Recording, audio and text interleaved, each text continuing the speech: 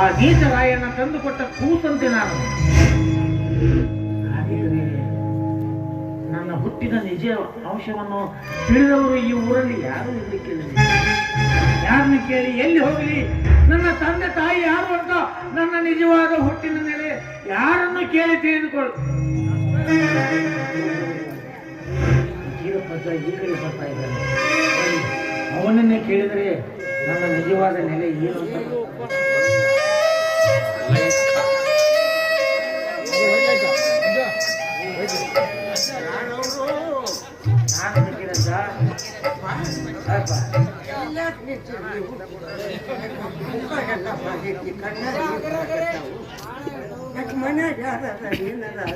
ಯಾರೇನಂತ ಬೇಕಿಲ್ಲಪ್ಪ ನನಗೆ.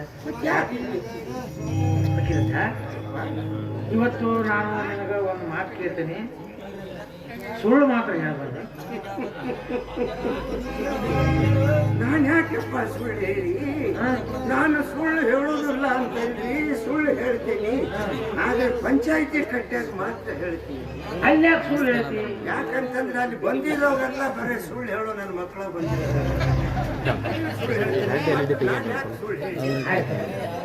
ನಿಜಾಂಶ ಹೇಳ್ತೀಯಲ್ಲ,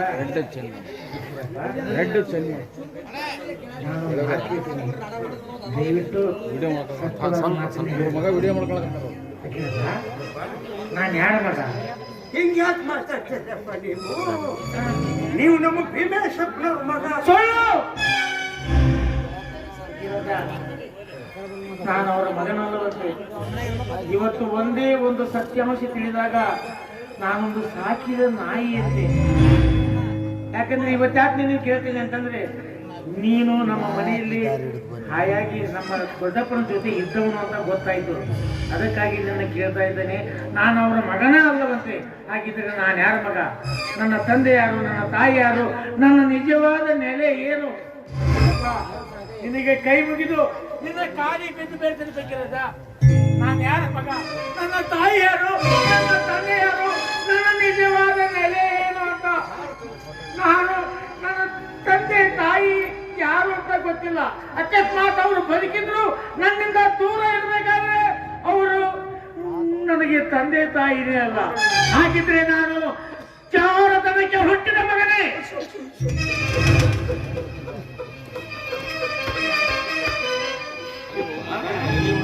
ಬಾಯಿ ತಪ್ಪಿ ಕೂಡ ನೀವು ಇಂಥ ಮಾತು ಮಾತಾಡಕ್ಕೆ ನೀವು ಯಾರು ಏನೋ ನನಗೊಂದು ಗೊತ್ತಿಲ್ಲ.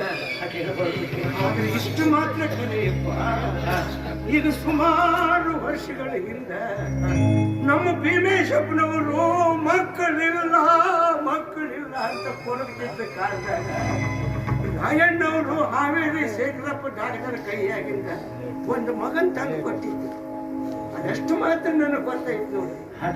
ಮತ್ತೆ ನಿಮಗೆ ಪೂರಾ ವಿಷಯ ಗೊತ್ತಾಗ್ಬೇಕಾದ್ರೆ ಹಾವೇರಿಗೆ ಹೋಗಿ ಶೇಖರಪ್ಪ ಡಾಕ್ಟರ್ ಕಂಡ್ರೆ ಗೊತ್ತಾಗ್ತದೆ. ಹಾವೇರಿಗೆ ಹೋದ್ರೆ ಎಲ್ಲ ವಿಷಯ ಗೊತ್ತಾಗುತ್ತೆ. ಹೌದೌದು. ಹಾಗಿದ್ರೆ ನಡಿ, ನನ್ನ ಜೊತೆಗೆ ಹಾವೇರಿಗೆ ಹೋಗೋಣ.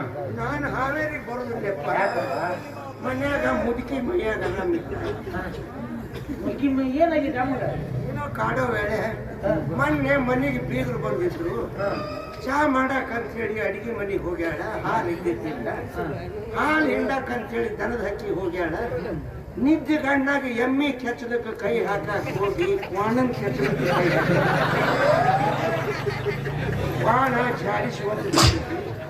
ಹಿಂಗಾಗಿ ನಾವು ಮುಖ್ಯ ಜೋಪಾನ ಮಾಡ್ಬೇಕು. ನೀವು ಅಮ್ಮಗ ಆರಾಮಿಲ್ಲ ಅಂತಂದ್ರೆ ಆಸ್ಪತ್ರೆಗೆ ತೋರ್ಸೋಣ. ಬಾಯನಲ್ಲಿ ಹೋಗ್ಯಾವಂದ್ರೆ ಮೆಂಟಲ್ ಆಸ್ಪತ್ರೆಗೆ ಹೋಗಿ ಬೆಳಿಗ್ಗೆ 4 ಗಂಟೆಗೆ ನೀರು ಬಿಡಕ್ ಹೋಗ್ಬೇಕು. ಯಾರಿಗಿದೆ ನಿನ್ನ ಮಗ ಹಾಕಲ್ಲ ನೀರು ನಾ ಬಿಡ್ತೀನಿ, ಪಗಾರ ನನ್ನ ಮಗ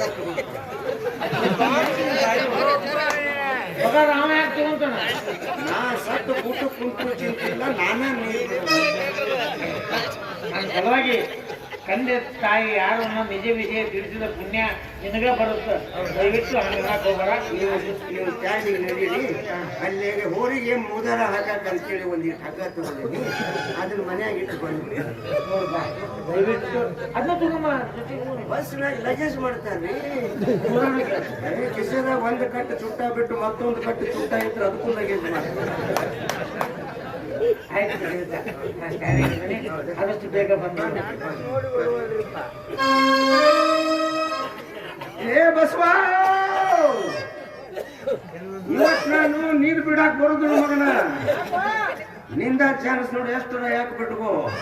ಹಂಗ ಮನೆಗೆ ಹೋಗಿ ಮುದುಕಿಗೆ ಹೇಳು, ಹೊರಗೆ ಅಡ್ಡಾಡಬೇಡನ್ನು. ಕಾಲೇಜ್ ಹುಡುಗರು ತಿರುಗಿ ಅಂತಿರ್ತಾರೆ.